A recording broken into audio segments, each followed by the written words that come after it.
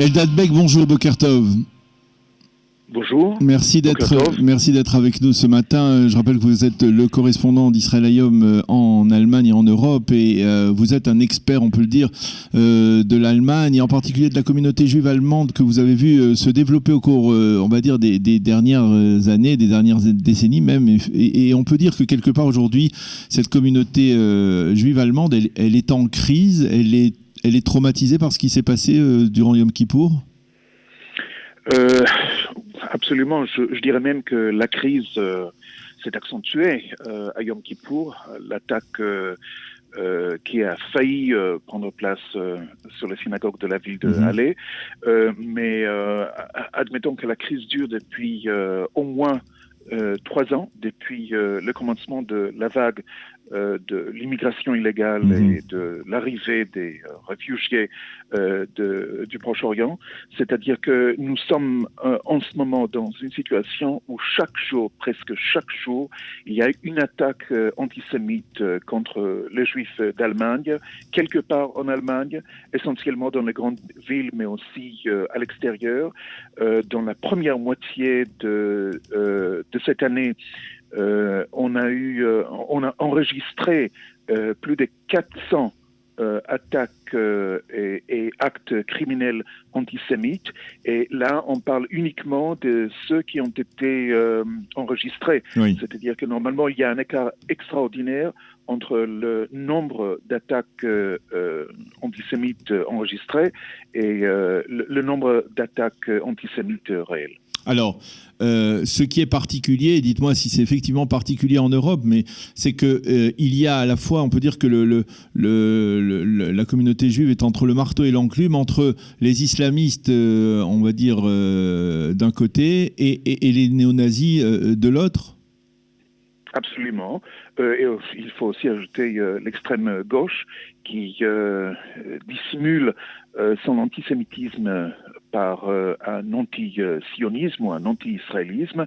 Donc on est ici affronté à un triple front et ça crée effectivement une situation qui est vraiment désagréable. Il faut ajouter à cela 2 choses qui concernent la ville d'Halle, l'attaque de Halle. Oui. Premièrement, il n'y a pas eu une présence de la police autour de la synagogue à Yom Kippour, et j'y étais hier. On m'a raconté de la part de la communauté juive locale que c'est pas la première fois. Il y a eu dans le passé plusieurs demandes de présence policière. Et justement dans un land, dans une région où l'activisme néo-nazi est très connu, très répandu, la police n'a rien fait pour protéger la communauté juive. Alors justement, de l'autre côté, il y a aussi, et ça a été exprimé hier par le président de la communauté juive allemande, il y a un laxisme terrible de la part des autorités de la justice ici en Allemagne. C'est-à-dire qu'à chaque fois qu'il y a une attaque antisémite quelconque, ceux qui perpétuent l'attaque sont traités d'une manière scandaleuse. On avait ici, donc, à Berlin, la semaine dernière, une attaque à couteau sur la grande synagogue de la capitale de l'Allemagne, et la personne qui était derrière cette attaque, donc un réfugié syrien, a été relâché au bout de quelques heures avec une excuse incroyable. Alors justement, comment vous expliquez ce laxisme? Comment vous expliquez que, par exemple, apparemment, donc, les forces de sécurité ne font pas leur travail, ne répondent pas aux sollicitations des responsables de la communauté? Qu'est-ce qui se cache derrière cela? Alors, premièrement, il y a une vraie crise des forces de sécurité et de l'ordre ici en Allemagne, qu'on constate depuis l'arrivée massive des gens du Proche-Orient, et d'une manière très claire.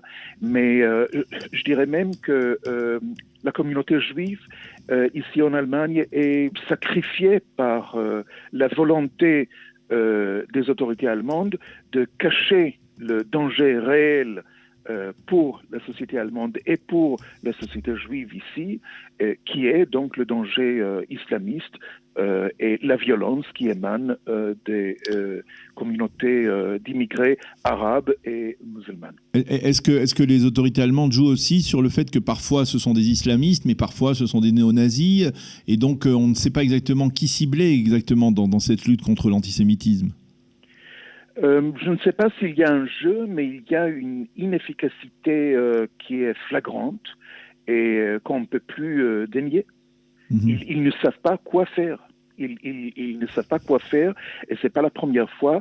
Et ils essayent de cacher leur inefficacité par un silence qui existe aussi dans les médias, c'est-à-dire qu'on ne parle pas de choses qui se passent et on croit pouvoir résoudre les problèmes avec ce silence.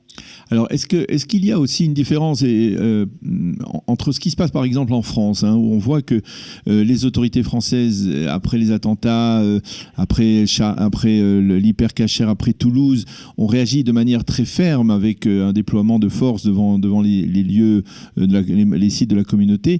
Est-ce qu'il y a une différence de réaction de la part des autorités allemandes? Peut-être parce que, on va dire, et dites-moi si je me trompe, la communauté juive allemande, aujourd'hui, ce n'est pas une communauté qui est solidement ancrée dans l'Allemagne. C'est aussi une communauté qui a été, on va dire, importée de nombreux pays et qu'il n'y a pas aujourd'hui, malheureusement, bien entendu, après la Shoah, il n'y a pas une solide communauté allemande comme il y en a une en France. Alors, premièrement, je crois que le degré de violence qu'on a vu en France ne nous a pas atteint encore, mais et bien évidemment, à partir de Yom Kippour, je crois que la prise de conscience du danger va être accentuée. Mais de l'autre côté, certainement, vous avez raison, la communauté juive ici en Allemagne manque de structure, manque de leadership, manque de solidité, manque de présence même dans la société allemande, à savoir que à partir du moment où les Juifs qui sont arrivés ici massivement de l'ex-Union soviétique ne sont plus en l'aise à sortir dans la rue avec une kippa, ne sont plus à l'aise à donner des interviews par crainte qu'ils vont être reconnus par leur entourage. C'est-à-dire qu'on arrive ici à une situation où il y a un manque de présence des juifs allemands qui est dramatique dans la situation actuelle. Est-ce que c'est propre à l'Allemagne, ce phénomène, ou alors ça existe par exemple dans d'autres pays comme l'Autriche ou d'autres pays européens? Alors, premièrement, vu l'histoire de l'Allemagne, je crois que c'est un phénomène unique. Deuxièmement, je crois qu'en Allemagne, nous avons une situation où il y a un écart extraordinaire entre le plan déclaratif, c'est-à-dire l'engagement verbal vis-à-vis de la communauté juive et même vis-à-vis d'Israël, et la situation sur le terrain.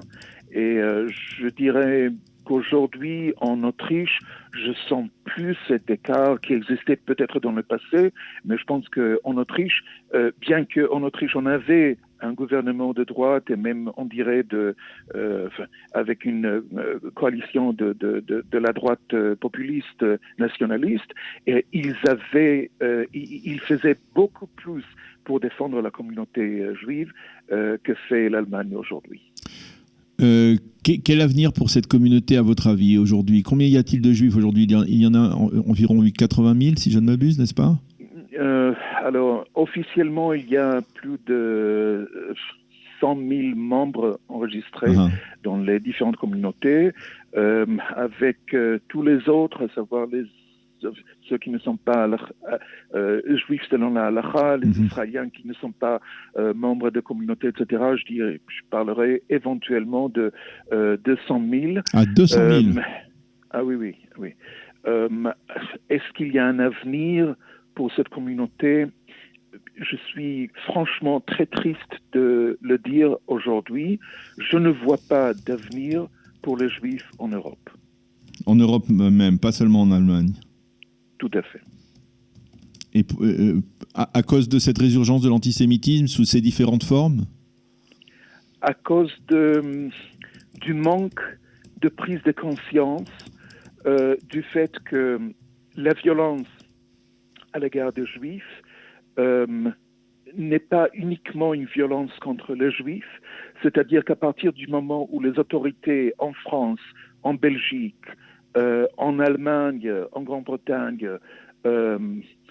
trahissent les Juifs, ils trahissent leur population. Mm-hmm. Je voudrais juste revenir sur un point. Le néonazisme, c'est bien marquant, c'est bien plus marqué, on va dire, en Allemagne que dans d'autres pays, que peut-être en France, par exemple. Le néonazisme relève la tête en Allemagne et il n'est pas combattu en tant que tel par les autorités? Alors, le néonazisme a été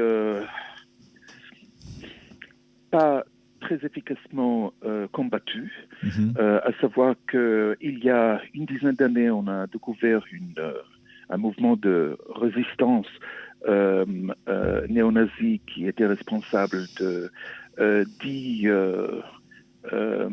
cas de mort contre des immigrés turcs, grecs et même une femme policière. Et pendant des années, ce mouvement de résistance clandestin pouvait agir avec un certain consentement de la part des autorités locales. C'est-à-dire qu'il y a ici un problème qui est bien au-delà des réseaux néo-nazis qui sont toujours très actifs en Allemagne, c'est-à-dire qu'il y a même dans l'establishment, il y a des éléments qui collaborent avec ça. Le phénomène est plus important en Allemagne, ce qui était l'Allemagne de l'Est, mais je ne dirais pas que le néonazisme est réduit à ces régions uniquement. Je pense que c'est un phénomène général en Allemagne et effectivement, il y a eu toujours une tendance d'ignorer l'existence de ce problème et ça a commencé depuis la fin de la Deuxième Guerre mondiale. Une dernière question, Eldad. Est-ce que vous pensez que le gouvernement israélien doit être plus présent, doit s'impliquer, doit faire pression sur les autorités allemandes de manière plus,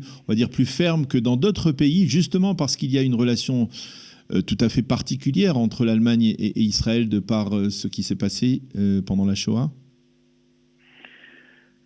Je pense que le côté israélien n'a pas vraiment compris la situation ici en Allemagne et avait tendance à traiter l'Allemagne avec des gants de soie pendant trop longtemps. Ça concerne aussi la manière dont l'Allemagne traite Israël sur la scène internationale et la scène européenne. Je crois qu'il était temps de parler franchement avec les Allemands sur tous les problèmes qui nous concernent. Et j'espère qu'il va y avoir bientôt un gouvernement israélien qui aura cette politique. Je crois que le dernier gouvernement israélien a commencé avec ce processus, à savoir à commencer à parler franchement avec les Allemands sur les problèmes qui existent entre les deux pays et les deux nations. Et j'espère que ce processus va continuer. Eh bien, merci beaucoup, Eldad Beck, de nous avoir fait partager vos sentiments. Ils ne sont pas particulièrement optimistes pour l'avenir de la communauté juive allemande après cet attentat qui a fort heureusement été évité, en tout cas, qui a tout de même coûté la vie à deux Allemands, deux passants qui étaient donc à proximité de cette synagogue de Halle, mais qui a évité en tout cas à la communauté juive un véritable massacre. C'est en tout cas ce que disent les responsables de la communauté donc depuis hier. Merci beaucoup, Eldad Beck, d'avoir été avec nous et bonne journée. Shabbat Shalom. Shabbat Shalom, Moadim Lesimcha. Moadim Lesimcha.